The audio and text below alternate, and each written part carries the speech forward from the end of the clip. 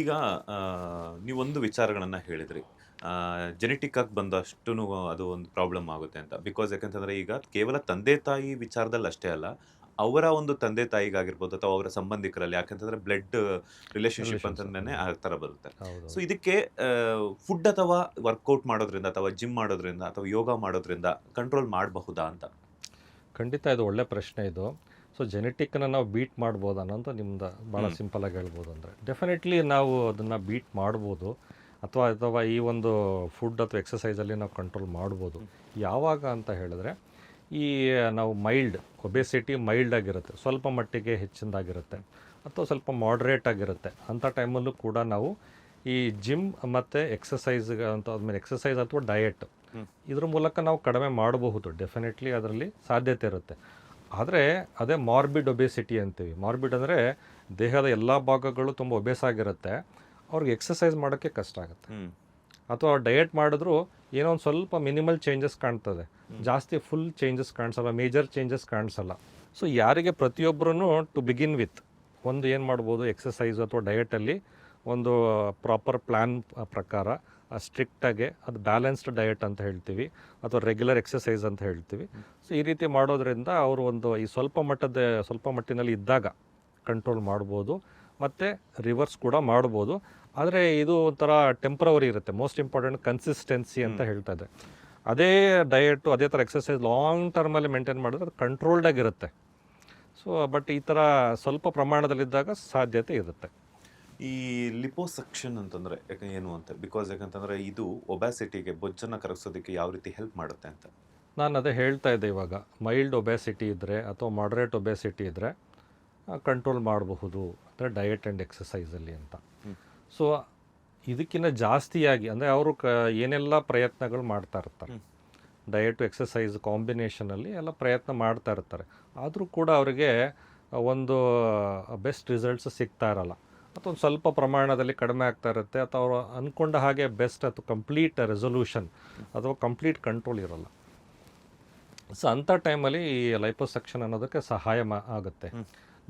ನಾವೇನು ಹೇಳ್ತೀವಿ ಅಂದರೆ, ಈ ಬರ್ಡನ್ ರೆಡ್ಯೂಸಿಂಗ್ ಟೆಕ್ನಿಕ್ ಅಂತ ಹೇಳ್ತೀವಿ ಇದನ್ನು ಈ ಸೈಂಟಿಫಿಕಲಿ. ಮತ್ತು ಇದು ಒಂದು ಪ್ರೂವನ್ ಟೆಕ್ನಿಕ್. ಇದು ಯಾವುದೇ ಇತ್ತೀಚಿನ ಒಂದು ಬೆಳವಣಿಗೆ ಅಂತ ಅಲ್ವೇ ಅಲ್ಲ. ಇದು ಅಂದರೆ ಬಹಳ ಆಲ್ಮೋಸ್ಟ್ ಅಲ್ಲೊಂದು 30-40 ಇಯರ್ಸಿಂದ ಈ ಒಂದು ಲೈಪೋಸಕ್ಷನ್ ಅನ್ನೋದು ಟೆಕ್ನಿಕ್ಕು ಇದ್ದೇ ಇದೆ. ಅಫ್ಕೋರ್ಸ್ ಅದರಲ್ಲಿ ಇಂಪ್ರೂವ್ಮೆಂಟ್ಸ್ಗಳು ಟೆಕ್ನಾಲಜಿಕಲಿ ಆಗ್ತಾ ಇದೆ. ಅಂದರೆ ಫಾರ್ ದ ಸೇಫ್ಟಿ ರೀಸನ್ಸ್ ಇರ್ಬೋದು, ಅಥವಾ ರಿಸಲ್ಟ್ಸ್ ವೈಸ್ ಇರಬಹುದು. ಆದರೆ ಇದು ಇಂಪಾರ್ಟೆಂಟ್ ರೋಲ್ ಏನು ಅಂತ ಹೇಳಿದ್ರೆ, ಯಾರಿಗೆ ಅವರು ತಮ್ಮ ಫ್ಯಾಟನ್ನು ಕರಗಿಸ್ಲಿಕ್ಕೆ ಆಗಲ್ಲ ಅಂಥವರಿಗೆ ಡೆಫಿನೆಟ್ಲಿ ಅದು ಯಾವುದೇ ಒಂದು ಭಾಗ ಇರಬಹುದು, ಅಥವಾ ದೇಹದ ಎಲ್ಲ ಭಾಗಗಳು ಇರಬಹುದು, ಲೈಪೋಸಕ್ಷನ್ ಹೆಲ್ಪ್ ಮಾಡುತ್ತೆ. ಸೊ ಅದೇ ರೀತಿ ಯಾರಿಗೆ ಇವಾಗ ಮೈಲ್ಡ್ ಮತ್ತು ಮಾಡ್ರೇಟ್ ಅಂತ ಹೇಳಿದೆ, ಮೈಲ್ಡ್ ಮತ್ತು ಮಾಡ್ರೇಟ್ ಇರುತ್ತೆ. ಆದರೆ ಕಾಲದ ಅಭಾವದಿಂದ ಅವರಿಗೆ ಈ ಡಯಟು ಎಕ್ಸಸೈಸು ಮಾಡೋಕ್ಕೆ ಆಗ್ತಾ ಇರಲ್ಲ. ಸ್ಪೆಷಲ್ ಎಕ್ಸಸೈಸ್ ಮಾಡಲಿಕ್ಕೆ ಅವಕಾಶ ಇರಲ್ಲ. ಮಾಡಿದ್ರೆ ಕಂಟ್ರೋಲ್ ಆಗಬಹುದು, ಆದರೆ ಅವಕಾಶ ಆಗ್ತಾ ಇರಲ್ಲ, ಟೈಮ್ ಸಿಗ್ತಾ ಇರಲ್ಲ. ಸೊ ಅಂಥ ಟೈಮಲ್ಲೂ ಕೂಡ ಈ ಲೈಪೋಸಕ್ಷನ್ ಒಂದು ಕ್ವಿಕ್ ರೆಸ್ಪಾನ್ಸ್ ಕೊಡುತ್ತೆ. ಮೋಸ್ಟ್ ಇಂಪಾರ್ಟೆಂಟ್ ಇದು ಪರ್ಮನೆಂಟ್ ಸೊಲ್ಯೂಷನ್ ಇದು. ಆಗ್ಲೇ ಇನ್ನೊಂದು ವಿಚಾರವನ್ನ ಮರೆತೆ ನಾನು. ನೀವು ಅನುವಂಶೀಯತೆ ಬಗ್ಗೆ ಮಾತಾಡ್ತಾ ಇದ್ರಿ, ಜೆನೆಟಿಕ್ ಅನ್ನುವಂಥದ್ದು. ಈಗ ಕ್ಯಾಶುಯಲ್ ಆಗಿ ಏನಂತಾರೆ, ಮಗು ಹುಟ್ಟಿದ ತಕ್ಷಣ ಕೇಳ್ತಿರ್ತಾರೆ. ಯಾಕಂದ್ರೆ ಆ ಮಗುನ ವೆಯ್ಟ್ ನೋಡೋದಾಗಿರ್ಬೋದು, ಅಥವಾ ಬೆಳವಣಿಗೆ ನೋಡ್ತಾ ನೋಡ್ತಾ ದಪ್ಪಕ್ಕಿದ್ರೆ ತಂದೆ ತಾಯಿ ದಪ್ಪಕ್ಕಿದ್ರೆ ಮಗುನೂ ಕೂಡ ತಂದೆ ತಾಯಿ ಥರನೇ ಇದೆ ದಪ್ಪಕ್ಕೆ ಗುಂಡ್ಗುಂಡಿಗೆ ಅಂತ ಹೇಳ್ತಿರ್ತಾರೆ. ಸೊ ಅದು ಚಿಕ್ಕ ಮಕ್ಕಳಿಂದ ಹುಟ್ಟಿದಾಗಿಂದನೇ ಕಂಟಿನ್ಯೂ ಆಗುತ್ತಾ, ಅಥವಾ ಸರ್ಟನ್ ಏಜ್ ಅಂತ ಬಂದಾಗೆ ಆಗುತ್ತಾ, ಅಥವಾ ಹೆಂಗೆ ಅಂತ?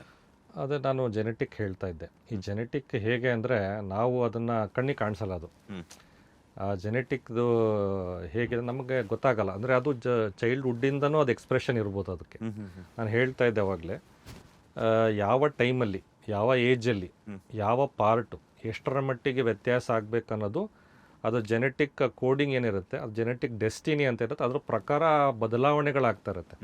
ಕೆಲವರಿಗೆ ಚೈಲ್ಡ್ಹುಡ್ಡಿಂದನೇ ಇರುತ್ತೆ, ಅದಕ್ಕೆ ನಾವು ಚೈಲ್ಡ್ಹುಡ್ ಒಬೆಸಿಟಿ ಅಂತಲೇ ಹೇಳ್ತೀವಿ. ಅದು ತುಂಬ ಕಷ್ಟ. ಯಾಕಂದರೆ ಚೈಲ್ಡ್ಹುಡ್ ಒಬೆಸಿಟಿ ಇರೋರಿಗೆ ಈ ಇನ್ಸುಲಿನ್ ರೆಸಿಸ್ಟೆನ್ಸ್ ಅಂತೀವಿ, ಸಮ್ಟೈಮ್ಸ್ ಡಯಾಬಿಟೀಸು ಕೂಡ ಅರ್ಲಿ ಏಜಲ್ಲಿ ಬಂದುಬಿಡುತ್ತೆ. ಸೊ ಅದು ಭಾಳ ಕಷ್ಟ. ಯಾಕಂದರೆ ಅವ್ರಿಗೆ ಆ ಪ್ರಮಾಣದಲ್ಲಿ ಎಕ್ಸಸೈಸು ಎಲ್ಲ ಅಥವಾ ಡಯಟು ಮಾಡಲಿಕ್ಕೆಲ್ಲ ತುಂಬ ಕಷ್ಟ ಇರುತ್ತೆ. ಸೊ ಹಾಗಾಗಿ ಆ ಏಜಲ್ಲೂ ಬರಬಹುದು, ಅಥವಾ ಅಡಲ್ಟ್ ಏಜಲ್ಲಿ ಒಂದು 15-16 ಆದಮೇಲೆ ಕಾಲಕ್ರಮೇಣ ಅದು ಬದಲಾವಣೆಗಳು ಕೂಡ ಆಗ್ತಾ ಬರಬಹುದು. ಲೈಪೋಸಕ್ಷನ್ ಹೇಗೆ ಮಾಡಲಾಗುತ್ತೆ ಆ್ಯಂಡ್ ಹಾಗೆಯೇ ಯಾವ ಏಜಿಂದ ಶುರು ಮಾಡ್ತಾರೆ, ಹಾಗೆಯೇ ಏನೋ ಸೈಡ್ ಎಫೆಕ್ಟ್ ಅನ್ನೋದೇನಾದ್ರು ಇದೆಯಾ ಅಂತ? ಸೊ ಲೈಪೋಸಕ್ಷನ್ ಅನ್ನೋದು ಒಂದು ಅಫ್ಕೋರ್ಸ್ ಇದು ಸೈಂಟಿಫಿಕ್ ಟೆಕ್ನಿಕ್ ಆಲ್ರೆಡಿ ಹೇಳಿರೋ ಪ್ರಕಾರ ಓನ್ಲಿ ಕ್ವಾಲಿಫೈಡ್ ಅಥವಾ ಬೋರ್ಡ್ ಸರ್ಟಿಫೈಡ್ ಪ್ಲಾಸ್ಟಿಕ್ ಸರ್ಜನ್ ಮತ್ತು experienced plastic and cosmetic surgeon ಮಾತ್ರ ಇದನ್ನು ಮಾಡೋದು ಒಳ್ಳೆಯದು, ಅಥವಾ ಅವರಿಂದ ಅದು ರಿಸಲ್ಟ್ಸ್ ಸಿಗುತ್ತೆ ಅಂತ ಹೇಳ್ಬೋದು. ಸೊ ಇದು ಹೇಗೆ ಅಂದರೆ ಒಂದು ಸಣ್ಣ ಸಣ್ಣ ರಂಧ್ರಗಳನ್ನು ಮಾಡಿಕೊಂಡು ಇದು ಒಂದು ಈ ಜನರಲ್ ಅನಸ್ತೇಷಿಯಾದಲ್ಲಿ ಮಾಡ್ತೀವಿ. ಇವಾಗ ಒಂದು ಇದು ಪ್ರೊಸೀಜರ್ ಅನ್ನೋದು ಒಂದು 3 to 4 hours ಇರುತ್ತೆ, ಅಥವಾ sometimes depending upon the extent ಅಥವಾ ಸಿವಿಯಾರಿಟಿ ಅಂತ ಹೇಳ್ತೀವಿ. ಒಂದು 4 hours ಇರ್ಬೋದು, 5 hours ಇರ್ಬೋದು, 6 hours ಕೂಡ ಇರಬಹುದು. ಸೊ ನಾವು ಸರ್ಜರಿ ಅಂತ ಮಾಡುವಾಗ ಮುಖ್ಯ ಪಾಯಿಂಟ್ ಏನಂದರೆ ನಾವು ಪೇಷಂಟ್ಗಳಿಗೆ ಪೇನ್ ಇರಬಾರ್ದು. ಆವಾಗಲೇ ನಾವು ನಮ್ಮ ಪ್ರೊಸೀಜರನ್ನು ಬೆಸ್ಟ್ ಲೆವೆಲ್ಗೆ ರಿಸಲ್ಟ್ಸ್ ಕೊಡಲಿಕ್ಕೆ ಸಾಧ್ಯ ಇರುತ್ತೆ. ಸೊ ಅದಕ್ಕೆ ಪೇನ್ ಇರಬಾರ್ದು ಅಂದರೆ ಹೇಗೆ? ಅನಸ್ತೇಷಿಯಾ. ಸೊ ಒಂದು ಜನರಲ್ ಅನಸ್ತೇಷಿಯಾ ಇರ್ಬೋದು ಅಥವಾ ಸ್ಪೈನಲ್, ಅಂದರೆ ಜನರಲ್ ಅನಸ್ತಟಿಸ್ಟ್ ಅವ್ರು ಡಿಸೈಡ್ ಮಾಡ್ತಾರೆ ಯಾವ ಅನಸ್ತೇಷಿಯಾ ಅವ್ರಿಗೆ ಒಳ್ಳೆಯದು ಅನ್ನೋದನ್ನು ಅವರು ಡಿಸೈಡ್ ಮಾಡ್ತಾರೆ. ಸೊ ಅವರು ಅದನ್ನು ಪೇನ್ ಫ್ರೀ ಅದನ್ನು ಅವ್ರು ಕೇರ್ ಮಾಡ್ಕೊಳ್ತಾರೆ. ಸೊ ಅದಾದ ನಂತರ ಈ ಟೆಕ್ನಿಕ್ ಹೇಗಿರುತ್ತೆ ಅಂದರೆ ಒಂದು ನಾವು ಸಣ್ಣ ಸಣ್ಣ ಅಂದರೆ ಒಂದು 4 to 5 mm ಹೋಲ್ಸ್ ಅಂತ ಮಾಡ್ಕೊಳ್ತೀವಿ. ಅದನ್ನು ನಾವು ಹೇಗೆ ಅಂದರೆ ಆದಷ್ಟು ಕಾಣದೇ ಇರತಕ್ಕಂಥ ಜಾಗ, ಅಂದರೆ ಕಡಿಮೆ ಕಾಣುವಂಥ ಜಾಗ ಅಲ್ಲಿ, ಅಂದರೆ ಫಾರ್ ಎಕ್ಸಾಂಪಲ್ ಹೊಟ್ಟೆ ಭಾಗ ಅಂತ ಇಟ್ಕೊಳ್ಳೋಣ. ಸೊ ಅಲ್ಲಿ ಕೆಳಭಾಗದಲ್ಲಿ ಕಿಬ್ಬೊಟ್ಟೆ ಅಥವಾ ಕೆಳಭಾಗದಲ್ಲಿ ಒಂದು 3-4 ಹೋಲ್ಗಳು ಅಂತ ಇಟ್ಕೊಳ್ಳೋಣ. ಸೊ ಅಥವಾ ಅಂಬಲಿಕಸ್, ಅದು ಒಂದು ಸ್ಕಾರ್ ಆಲ್ರೆಡಿ ಆ ಒಂದು ಏರಿಯಾ ಅಂತ ಇಟ್ಕೊಳ್ಳೋಣ. ಸೊ ಹೀಗೆ ಕಡಿಮೆ ಕಾಣಿಸಂದ್ರೆ ಲೈಕ್ ಲೆಸ್ ವಿಸಿಬಲ್ ಏರಿಯಾ ಅಂತ ಹೇಳ್ತೀವಿ. ಅಂಥ ಏರಿಯಾಗಳಲ್ಲಿ ಈ ಸ್ಮಾಲ್ ಒಂದು 4 to 5 mm ಹೋಲ್ಸ್ ಅಂತ ಮಾಡ್ಕೊಳ್ತೀವಿ. ಅದಾದಮೇಲೆ ನಾವು ಇನ್ಫಿಲ್ಟ್ರೇಷನ್ ಫ್ಲೂಯಿಡ್ ಅಂತ ಇಂಜೆಕ್ಟ್ ಮಾಡ್ತೀವಿ.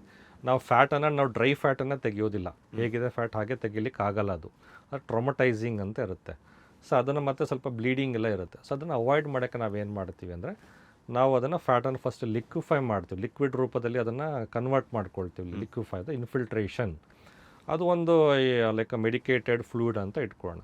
ಸೊ ಅದೇನಾಗುತ್ತೆ, ಅದು ಫ್ಲೂಯಿಡ್ ಥರ ಮಾಡೋ ಇದನ್ನು ಕನ್ವರ್ಟ್ ಮಾಡುತ್ತೆ, ಮತ್ತು ಬ್ಲೀಡಿಂಗು ಅವೆಲ್ಲ ಅಷ್ಟಾಗಿ ಇರೋದಿಲ್ಲ. ಮತ್ತು ಅದು ನಾವು ಸೆಕ್ಷನ್ ಕ್ಯಾನುಲಾ ಅಂತ ಇರುತ್ತೆ, ಅಂದರೆ ಅದಕ್ಕೆ ನಾವು ಸೆಕ್ಷನ್ ಮಾಡಲಿಕ್ಕೆ ಅದೊಂದು ಸೆಕ್ಷನ್ ಕ್ಯಾನುಲಾಸ್ ಅಂತ ಇರುತ್ತೆ, ಸೆಕ್ಷನ್ ಮಷೀನ್ ಅಂತ ಇರುತ್ತೆ. ಸೊ ಈ ಥರದ ಉಪಯೋಗ ಮಾಡಿ ನಾವು ಒಂದು ಪ್ರಾಪರ್ ಟೆಕ್ನಿಕ್ಕಿನ ಮೂಲಕ ಅದು ಫ್ಯಾಟನ್ನು ನಾವು ನಿಧಾನವಾಗಿ ಅದನ್ನು ಜಾಗದಿಂದ ಅದನ್ನು ಕಡಿಮೆ ಮಾಡ್ಕೊಳ್ತಾ ಬರ್ತೀವಿ. ಸೊ ಅದನ್ನು ಮೆಥಾಡಿಕಲಾಗಿ ಮಾಡಲಾಗುತ್ತೆ. ಸೊ ಅಂದರೆ ಅದೇ ಒಂದು ಹೊಟ್ಟೆ ಭಾಗ ಅಂದರೆ ಮೊದಲನೇದಾಗಿ ಅಪ್ಪರ್ ಪಾರ್ಟ್ ಇರ್ಬೋದು, ಆಮೇಲೆ ಮಿಡಲ್ ಪಾರ್ಟ್, ಲೋವರ್ ಪಾರ್ಟ್ ಇರ್ಬೋದು, ಈ ರೀತಿ, ಮತ್ತು ಸೈಡ್ಸ್ ಇರ್ಬೋದು, ಸೊ ಫ್ಲ್ಯಾಂಕ್ಸ್, ಈ ರೀತಿ. ಸೊ ಇದನ್ನು ನಿಧಾನವಾಗಿ ಆ ಪ್ರೊಸೀಜರ್ನ ಮಾಡ್ತಾ ಬರ್ತೇವೆ. ಸೊ ಇಲ್ಲಿ ನಮಗೆ safety most important. Safety is a top priority. ಮತ್ತು ಅದೇ ರೀತಿಯಲ್ಲಿ ರಿಸಲ್ಟ್ಸು ಕೂಡ ನಮಗೆ ಸೆಕೆಂಡ್ ಪ್ರಯಾರಿಟಿ ಇದ್ದೇ ಇರುತ್ತೆ. ಮತ್ತು ಮೋಸ್ಟ್ ಇಂಪಾರ್ಟೆಂಟ್ ಇನ್ನೊಂದು ನಮ್ಮದು ಕಾನ್ಸೆಪ್ಟ್ ಏನಿರುತ್ತೆ ಅಂದರೆ ಲಾಂಗಿಟಿವಿಟಿ, ಪರ್ಮನೆಂಟ್ ಆಗಿರಬೇಕು ರಿಸಲ್ಟ್ಸ್ ಅನ್ನೋ ಉದ್ದೇಶ ಇಟ್ಕೊಂಡೆ ಈ ಲೈಪೋಸಕ್ಷನ್ ಪ್ರೊಸೀಜರ್ನ ಮಾಡಲಾಗತ್ತೆ. ಸೊ ಇದು ಒಂದು ಈ ಪ್ರೊಸೀಜರ್ ಅಂತ ಅನಸ್ತೇಷಿಯಾದಲ್ಲಿ ಆದಮೇಲೆ, ಸೊ ಅದಾದಮೇಲೆ ನಾವೇನು ಪೇನ್ ಕಿಲ್ಲರ್ಸು ಅವೆಲ್ಲ ನಾವು ಕೊಡಲಾಗತ್ತೆ, ಪೇನ್ ಪಾರ್ಟ್ ಎಲ್ಲ ಕವರ್ ಆಗುತ್ತೆ. ಈ ಬಹುತೇಕ ಲೈಪೋಸಕ್ಷನ್ ಸರ್ಜರಿಗಳು ಡೇ ಕೇರ್ ಸರ್ಜರಿ ಅಂತ ಹೇಳ್ತೀವಿ. ಬೆಳಗ್ಗೆ ಒಂದು ಅರ್ಲಿ ಮಾರ್ನಿಂಗ್ ಒಂದು 7 o'clock ಅಡ್ಮಿಷನ್ ಆಗ್ತಾರೆ, ಈವ್ನಿಂಗ್ ಅರೌಂಡ್ ಒಂದು 5 to 6 ಅಥವಾ 7 o'clock ಡಿಸ್ಚಾರ್ಜ್ ಆಗ್ತಾರೆ. ಮನೆಗೆ ಹೋಗ್ಬೋದು ಅವರು ಸೇಮ್ ಡೇ. ಸೊ ಮನೆಗೆ ಹೋದ್ಮೇಲೆ ಅವ್ರು ಫುಡ್ಡು ಕೂಡ ತಗೊಳ್ಬೋದು. ಸೊ ಅದಾದಮೇಲೆ ಕೆಲವು ಫಾಲೋಅಪ್ಸ್ ಇರುತ್ತೆ. ಸೊ ಆ ರೀತಿ ಇರುತ್ತೆ. ಸೊ ಈ ಟೆಕ್ನಾಲಜಿ ಕೂಡ ತುಂಬ ಇಂಪ್ರೂವ್ಮೆಂಟ್ಸ್ ಆಗಿರೋದ್ರಿಂದ, ಮತ್ತು ಅಷ್ಟೇ ಒಂದು ಟೆಕ್ನಿಕ್ಸು ಕೂಡ ಇಂಪ್ರೂವ್ಮೆಂಟ್ಸ್ ಆಗಿರೋದ್ರಿಂದ ಸೇಫಾಗಿ ಡೆಫಿನೆಟ್ಲಿ ಅದನ್ನು ಮಾಡಬಹುದು, ಮತ್ತು ರಿಸಲ್ಟ್ಸು ಕೂಡ ನಾವು ಕೊಡ್ಬೋದು. ಮೋಸ್ಟ್ ಇಂಪಾರ್ಟೆಂಟ್ ಅಂದರೆ ಇಲ್ಲಿ ಯಾವುದೂ ವೇಟಿಂಗ್ ಪೀರಿಯಡ್ ಇರೋಲ್ಲ. ಅಂದರೆ ರಿಸಲ್ಟ್ಸ್ ಆರ್ ಇಮಿಡಿಯೇಟ್ ಆನ್ ಟೇಬಲಲ್ಲೇ. ಅವರಿಗೆ ಅದೇನೋ ಒಂದು ನಾವು ಪಿಂಚ್ ಟೆಸ್ಟ್ ಅಂತ ಮಾಡ್ತೀವಿ. ಹಿಂಗೆ ಹಿಡಿದಾಗ ಫ್ಯಾಟ್ ಇಷ್ಟಿಷ್ಟು ಸಿಗುತ್ತೆ ನಮಗೆ. ಅದೇ ನಾವೆಲ್ಲ ಸರ್ಜರಿ ಮುಗಿದ ಮೇಲೆ ನಾವು ಫೋಟೋಸ್ ಕೂಡ ತಗೊಳ್ತೀವಿ ನಾವು. ಅಂದರೆ ಆಲ್ಮೋಸ್ಟ್ ಅಲ್ಲಿ ಪಿಂಚ್ ಥಿಕ್ನೆಸ್ ಆಲ್ಮೋಸ್ಟ್ ಒಂದು ಈ ಥರ 1 finger ಅಥವಾ 2 finger ಥಿಕ್ನೆಸ್ ಅಷ್ಟೇ ಇರುತ್ತದು. ಆ ಪಿಂಚ್ ಥಿಕ್ನೆಸ್ಸು ಅದು ಎಲ್ಲ ಕಡೆ ನಾವು ಫೋಟೋಸ್ ತಗೊಳ್ತೀವಿ. ಅಂದರೆ ಎವಿಡೆನ್ಸ್ಡ್ ಬೇಸ್ಡ್ ಸರ್ಜರಿ ಕನ್ಫರ್ಮೇಷನ್. ಆಲ್ರೆಡಿ ನಿಮ್ಮ ಫ್ಯಾಟ್ ಎಕ್ಸ್ಟ್ರಾ ಏನಿದೆ ಖಾಲಿಯಾಗಿದೆ, ಕ್ಲಿಯರ್ ಆಗಿದೆ, ಮತ್ತು ಯೂನಿಫಾರ್ಮ್ ಆಗಿ ಕ್ಲಿಯರ್ ಆಗಿದೆ, ನಿಮ್ಮ ಶೇಪು ಕೂಡ ಯೂನಿಫಾರ್ಮ್ ಆಗಿದೆ, ನ್ಯಾಚುರಲ್ ಆಗಿದೆ ಅನ್ನೋದು ಕೂಡ ಅವ್ರಿಗೆ ಗೊತ್ತಾಗುತ್ತೆ. ಅವರು ಕೂಡ ನೋಡ್ಬೋದು. ಆಮೇಲೆ ಈ ಡ್ರೆಸ್ಸಿಂಗ್ ಮಾಡೋ ಟೈಮಲ್ಲಿ ನಾವೇ ಹೇಳ್ತೀವಿ ಅವ್ರಿಗೆ, ನೀವೊಂದು ಸ್ವಲ್ಪ ಪಿಂಚ್ ಮಾಡಿ ಈ ಥರ ಏನಾದ್ರು ಅಂತ. ಸೊ ಪಿಂಚ್ ಮಾಡ್ತಾರೆ, ಅವ್ರಿಗೆ ಗೊತ್ತಾಗುತ್ತೆ ಫ್ಯಾಟ್ ಕ್ಲಿಯರ್ ಆಗಿದೆ ಅಂತ. ನೋಡ್ತಲೇ ಗೊತ್ತಾಗುತ್ತೆ, ಆದರೂ ಕೂಡ ಕನ್ಫರ್ಮೇಷನ್ ಮಾಡ್ಕೊಳ್ಬೋದು. ಮತ್ತು ನಾವು ಏನು ಫ್ಯಾಟ್ ತೆಗಿತೀವಿ ಸೊ ಅದು ನಾವು ಲೀಟರ್ಸಲ್ಲಿರುತ್ತೆ. ನಾವು ಅದೇ ಹೇಳ್ತಾ ಇದ್ದೆ, ಮಾಡ್ರೇಟ್ ಫ್ಯಾಟ್ ಇದ್ದರೆ ಒಂದು 4 to 5 ಲೀಟರ್ಸ್ ಅಥವಾ 6 ಲೀಟರ್ಸ್ ಇರ್ಬೋದು. ಅಥವಾ ಎಕ್ಸಸ್ ಫ್ಯಾಟ್ ಇದ್ದಾಗ ಒಂದು ಮೇ ಬಿ ಅರೌಂಡ್ ಒಂದು 10 ಲೀಟರ್ಸ್ ಇರ್ಬೋದು ಅಥವಾ 15 ಲೀಟರ್ಸೇ ಇರಬಹುದೇನೋ. ಸೊ ಅದು ಏನಾಗಿರುತ್ತೆ, ತರೋ ಕ್ಲಿಯರೆನ್ಸ್ ನಾವು ಮಾಡಿರ್ತಕ್ಕಂಥ ಫ್ಯಾಟ್ ತೆಗೆದಿರ್ತೀವಲ್ಲ ಅದನ್ನು ಕೂಡ ಅವರಿಗೆ ತೋರಿಸಲಾಗುತ್ತೆ. ಎಲ್ಲ ಥರದ್ದು ಒಂದು ಡೌಟ್ಸ್ ಲೈಕ್ ಬಿಯಾಂಡ್ ಇದನ್ನೆಲ್ಲ ಕ್ಲಾರಿಫಿಕೇಷನ್ ಕೊಟ್ಟಿರ್ತೀವಿ ನಾವು. ಯಾವುದೇ ಡೌಟ್ಸ್ ಇರಲ್ಲ ಅದರಲ್ಲಿ. ಅಂದರೆ ಇದರಲ್ಲಿ ಏನೋ ಆಗಬಹುದು, ವೆಯ್ಟ್ ಮಾಡಿ ಅಥವಾ ಒಂದು 2-3 ತಿಂಗಳು ಆದಮೇಲೆ ಆಗುತ್ತೆ, ಆ ರೀತಿ ಯಾವುದೂ ಇರಲ್ಲ. ಎಲ್ಲ ಕ್ವಿಕ್ ಇಮಿಡಿಯೇಟ್ ಇನ್ಸ್ಟೆಂಟ್ ರಿಸಲ್ಟ್ಸ್ ಇರುತ್ತೆ.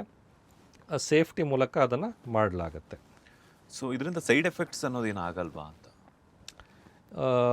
ನೋಡಿ, ಸೈಡ್ ಎಫೆಕ್ಟ್ಸ್ ಅನ್ನೋದು ಅಂತ ಹೇಳಿದ್ರೆ ಅಫ್ಕೋರ್ಸ್ ಯಾವುದೇ ಒಂದು ಸರ್ಜರಿ ಅಂತ ವರ್ಡ್ ಅಂತ ಬಂದ ಅಥವಾ ಯಾವುದೇ ಒಂದು ಸರ್ಜರಿ ಅಂತ ಇದ್ದಾಗ ಸೈಡ್ ಎಫೆಕ್ಟ್ಸ್ ಅನ್ನೋದು ನಾರ್ಮಲ್, ಅಥವಾ ಅದೊಂದು ಲಿಸ್ಟ್ ಇರದೇ ಇರುತ್ತೆ. ಅದಕ್ಕೆ ನಾವು ಕಾಂಪ್ಲಿಕೇಶನ್ಸ್ ಅಂತಲೇ ಹೇಳ್ಬೋದು, ಸೈಡ್ ಎಫೆಕ್ಟ್ಸ್ ಅಂತಲೇ ಹೇಳ್ಬೋದು. ಇದು ಏನಾಗುತ್ತೆ ಅಂತ ಹೇಳಿದ್ರೆ, ಒಂದು ಎಕ್ಸ್ಪೀರಿಯನ್ಸ್ಡ್ ಡಾಕ್ಟರ್ ಅಥವಾ ಪ್ರೊಫೆಷನಲ್ ಎಕ್ಸ್ಪೀರಿಯನ್ಸ್ ಡಾಕ್ಟರ್ ಅಂದರೆ ಯಾರಂದರೆ ಪ್ರೊಫೆಷನಲ್ ಅಂತ ಹೇಳಿದ್ರೆ ಈ ಪ್ಲಾಸ್ಟಿಕ್ ಕಾಸ್ಮೆಟಿಕ್ ಸರ್ಜನೇ ಮಾಡಬೇಕು, ಇದು ಭಾಳ ಇಂಪಾರ್ಟೆಂಟು. ಬೋರ್ಡ್ ಸರ್ಟಿಫೈಡ್ ಅಂತ ಹೇಳ್ತೀವಿ. ಮತ್ತು ಎಕ್ಸ್ಪೀರಿಯನ್ಸ್ ಕೂಡ ತುಂಬ ಮ್ಯಾಟ್ರ್ ಆಗುತ್ತೆ. ಸೊ ಅದೇನಾಗುತ್ತೆ, ನಮಗೆ ಮುಂಚೆನೇ ಐಡಿಯಾ ಇರುತ್ತೆ ಅದು ಏನು ಸೈಡ್ ಎಫೆಕ್ಟ್ಸ್ ಆಗಬಹುದು, ಏನು ಕಾಂಪ್ಲಿಕೇಶನ್ಸ್ ಆಗಬಹುದು, ಸೊ ಅದನ್ನು ಹೇಗೆ ಅವಾಯ್ಡ್ ಮಾಡಬಹುದು ಅನ್ನೋದು ನಮಗೆಲ್ಲ ಐಡಿಯಾ ಇರುತ್ತೆ. ಆ ಸೇಫ್ಟಿ ಪ್ರಿಕಾಷನ್ಸ್ನ ನಾವು ತಗೊಳ್ಳಾಗುತ್ತೆ. ಮ್ಯಾಕ್ಸಿಮಮ್ ನಾನು ಆಲ್ರೆಡಿ ಹೇಳಿದಾಗೆ safety is a top priority ಅಂತ ಹೇಳಿದೆ ನಾನು. ಸೊ ಆ ಒಂದು ವಿಚಾರನ ಇಟ್ಕೊಂಡು ಆ ಸೇಫಾಗಿ ಮಾಡಿದಾಗ ಸೊ ಆಲ್ಮೋಸ್ಟ್ ಆಲ್ ನನ್ನ ಪ್ರಕಾರದಲ್ಲಿ ಯಾವುದೇ ಸೈಡ್ ಎಫೆಕ್ಟ್ಸ್ ಇಲ್ದಲೇ ನಾವು ಈ ಥರದ ಒಂದು ಸರ್ಜರಿಗಳನ್ನು ಮಾಡ್ತಾಯಿದ್ದೀವಿ ಅಂತ ಹೇಳ್ಬೋದು. ಆದರೆ ಕೆಲವು ಟೆಂಪ್ರವರಿ ರಿಕವರಿ ಇಶ್ಯೂಸ್ ಅಂತ ಇರುತ್ತೆ. ಅಂತ ಹೇಳಿದ್ರೆ ಸ್ವಲ್ಪ ಸ್ವೆಲ್ಲಿಂಗ್ ಅಂತ ಇರ್ಬೋದು, ಸ್ವಲ್ಪ ಹಾರ್ಡ್ನೆಸ್ ಅಂತ ಇರ್ಬೋದು. ಅದು ನಾರ್ಮಲ್, ಅಂದರೆ ಟೆಂಪ್ರವರಿ ಬರುತ್ತೆ, 1 or 2 ಮಂತ್ಸಲ್ಲಿ ಕಡಿಮೆ ಆಗುತ್ತೆ, ಆಮೇಲೆ ಡಿಸಪಿಯರ್ ಆಗುತ್ತೆ, ಮತ್ತು ಅದೇನು ಲೈಫ್ ಟೈಮಿಗೆ ಬಾದರೇ ಮಾಡಲ್ಲ. ಸೈಡ್ ಎಫೆಕ್ಟ್ಸ್ ಅಂದರೆ ಪರ್ಮನೆಂಟ್ ಇರ್ತಕ್ಕಂಥ ವಿಷಯಗಳು, ಅಥವಾ ಕಾಂಪ್ಲಿಕೇಶನ್ಸ್ ಅಂದರೆ ಏನೋ ತೊಂದರೆ ಆಗುವಂಥ ವಿಷಯಗಳು. ಈ ಥರದ ಸೈಡ್ ಎಫೆಕ್ಟ್ಸ್ ಅಥವಾ ಕಾಂಪ್ಲಿಕೇಶನನ್ನು ನಾವು ಆ ಡ್ಯೂ ಪ್ರಿಕಾಷನ್ಸ್ ತಗೊಳ್ಳೋದ್ರಿಂದ ಅದು ಆಲ್ಮೋಸ್ಟ್ ಆಲ್ ಅಥವಾ ಅವಾಯ್ಡ್ ಮಾಡ್ತೀವಿ ಅಂತ ಹೇಳ್ಬೋದು. ಅದನ್ನು ಲೇಟೆಸ್ಟ್ ಹಾಗೂ ಇಂಟ್ರೆಸ್ಟಿಂಗ್ ಸುದ್ದಿಗಳಿಗಾಗಿ ಬಾಸ್ ಟಿವಿ ಕನ್ನಡ ಚಾನೆಲ್ನ ಸಬ್ಸ್ಕ್ರೈಬ್ ಮಾಡಿ. ಹಾಗೆಯೇ ಬೆಲ್ ಐಕಾನ್ ಪ್ರೆಸ್ ಮಾಡಿ. ಇದರ ಜೊತೆಗೆ ಫೇಸ್ಬುಕ್, ಇನ್ಸ್ಟಾಗ್ರಾಮ್, ಎಕ್ಸ್ನಲ್ಲೂ ಮಿಸ್ ಮಾಡದೆ ಫಾಲೋ ಮಾಡಿ.